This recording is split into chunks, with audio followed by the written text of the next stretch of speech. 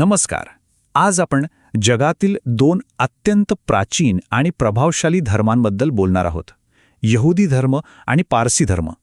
या दोन्ही धर्मांचा इतिहास आणि त्यांची तत्त्व एकमेकांमध्ये कशी गुंतलेली आहेत हे समजून घेण्याचा आपण प्रयत्न करणार आहोत. चला तर मग या प्रवासाला सुरुवात करूया. तर आजच्या या विश्लेषणात आपण काय काय पाहणार आहोत त्यावर एक नजर टाकूया.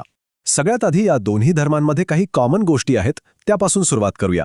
मग आपण यहुदी धर्माचा अस्तित्वासाठीचा संघर्ष आणि त्यांची मुख्य तत्त्व काय आहेत हे बघू. त्यानंतर आपण पारसी धर्माकडे वळू, ज्याला पर्शियाचा प्रकाश असंही म्हणतात, आणि त्यांचीही मूळ तत्त्व समजावून घेऊ. आणि हो, सगळ्यात शेवटी या दोन्ही धर्मांचा एकमेकांवर आणि आपल्या इतिहासावर नेमका काय आणि कसा परिणाम झाला हे पाहू. चला तर मग सुरू करूया. पाश्चात्य जगात उदयास आलेल्या या प्राचीन धर्मांना सेमेटिक धर्म म्हणूनही ओळखलं जातं. या सगळ्या धर्मांमध्ये काही समान धागे आहेत जे त्यांना एकाच पायावर उभं करतात. या प्राचीन धर्मांना एकत्र जोडणाऱ्या 5 मुख्य गोष्टी आहेत. पहिली म्हणजे एकाच देवावरचा विश्वास.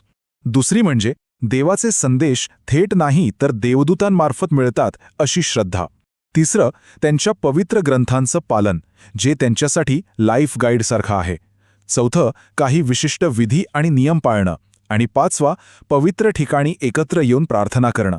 हाच या सगळ्या धर्मांचा मूळ पाया आहे. आता आपण आपल्या पहिल्या मोठ्या कथेकडे वळूया. यहुदी धर्म हा पाश्चात्य जगातला सर्वात जुना धर्म मानला जातो. त्यांची कहाणी फक्त एका धर्माची नाहीये, तर ती एका संपूर्ण समाजाच्या अस्तित्वासाठीच्या हजारो वर्षांच्या संघर्षाची आहे. यहुदी लोकांचा गेल्या 3000 वर्षांचा प्रवास खरंच विजय, विभाजन आणि चिकाटीची एक अविश्वसनीय गाथा आहे. सुरुवात होते राजा डेव्हिडपासून, ज्याने सगळ्यांना एकत्र आणलं. मग त्याचा मुलगा राजा सोलोमन याने जेरुसलेममध्ये ते भव्य मंदिर बांधलं.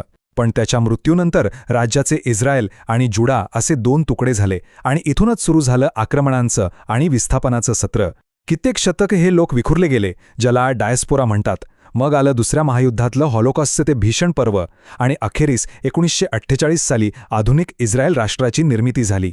हा आकडा बघा, अक्षरशः धक्कादायक आहे. दुसऱ्या महायुद्धाच्या वेळी ॲडॉल्फ हिटलरच्या राजवटीत तब्बल 60 लाख यहुदी लोकांची अत्यंत निर्घृणपणे हत्या करण्यात आली. ही मानवी इतिहासातली एक खूप मोठी शोकांतिका आहे, जी त्या समाजाच्या अस्तित्वाच्या संघर्षाचं प्रतीक बनून राहील. दुसऱ्या महायुद्धानंतर जेव्हा संयुक्त राष्ट्रसंघाने इस्रायलची निर्मिती केली, तेव्हा एका मोठ्या संघर्षाचा जणू शेवट झाला. विचार करा, तब्बल 3000 वर्षांच्या प्रतीक्षेनंतर यहुदी लोकांना अखेर स्वतःची मातृभूमी मिळाली होती. हा त्यांच्यासाठी एक ऐतिहासिक आणि खूप भावनिक क्षण होता. इतिहासाच्या या खडतर प्रवासानंतर आता आपण यहुदी धर्माच्या मूळ तत्वांकडे आणि त्यांच्या पवित्र ग्रंथांकडे वळूया, कारण हाच त्यांच्या श्रद्धेचा आणि ओळखीचा भक्कम पाया आहे. यहुदी धर्माचा पाया आहे हिब्रू बायबल, ज्याला आपण जुना करार किंवा ओल्ड टेस्टमेंट म्हणूनही ओळखतो. हा त्यांचा सर्वात पवित्र ग्रंथ आहे. तो 3 मुख्य भागांमध्ये विभागलेला आहे: द लॉ, द रायटिंग्स आणि प्रेषित मोझेसचे कार्य. आणि विशेष म्हणजे याच ग्रंथातून पुढे ख्रिश्चन आणि इस्लाम धर्माने अनेक तत्व आणि कथा घेतल्या आहेत. या धर्माचं नैतिक आधार म्हणजे 10 आज्ञा, ज्या मोझेसला मिळाल्या होत्या असं मानलं जातं. यात एकाच देवाची उपासना करणं, मूर्तीपूजा न करणं, आईवडिलांचा आदर करणं, हत्या, व्यभिचार किंवा चोरी न करणं अशा मूलभूत नैतिक आणि धार्मिक नियमांचा समावेश आहे. हेच नियम पुढे जाऊन एब्राहिमिक धर्मांचा आधारस्तंभ बनले. चला आता आपण दुसऱ्या प्राचीन धर्माकडे वळूया.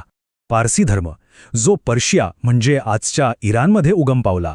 हा धर्म त्याचे संस्थापक झरथुष्ट्र यांच्यामुळे झोरास्ट्रियन धर्म म्हणूनही ओळखला जातो. या धर्माची गोष्ट पर्शिया ते भारताच्या प्रवासाची आहे.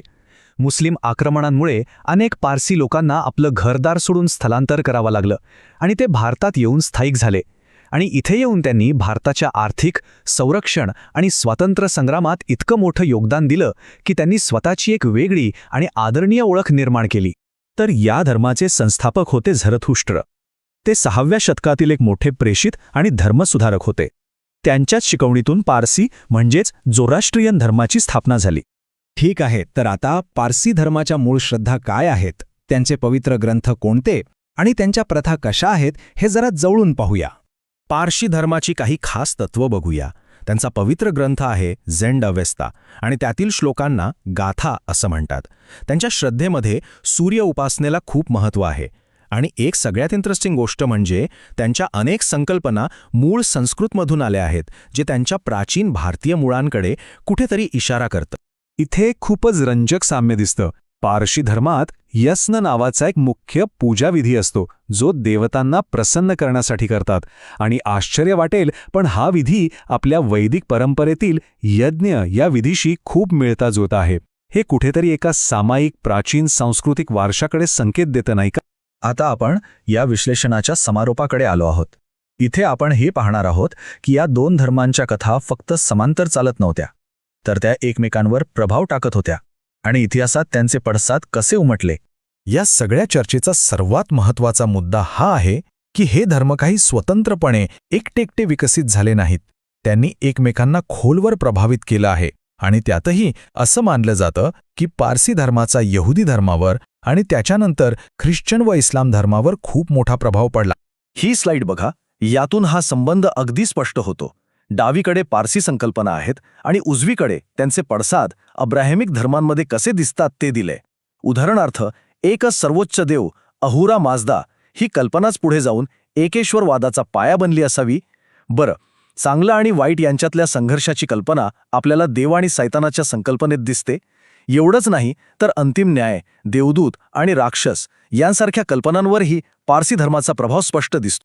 तर मग या सगळ्यावरून एक महत्त्वाचा प्रश्न उभा राहतो की एखादा विचार इतिहासात किती दूरवर प्रवास करू शकतो. प्राचीन श्रद्धा प्रणालींचा आपल्या आजच्या आधुनिक जगावर किती खोल आणि दूरगामी परिणाम झाला आहे याचा विचार करायला लावणारा हा प्रश्न आहे.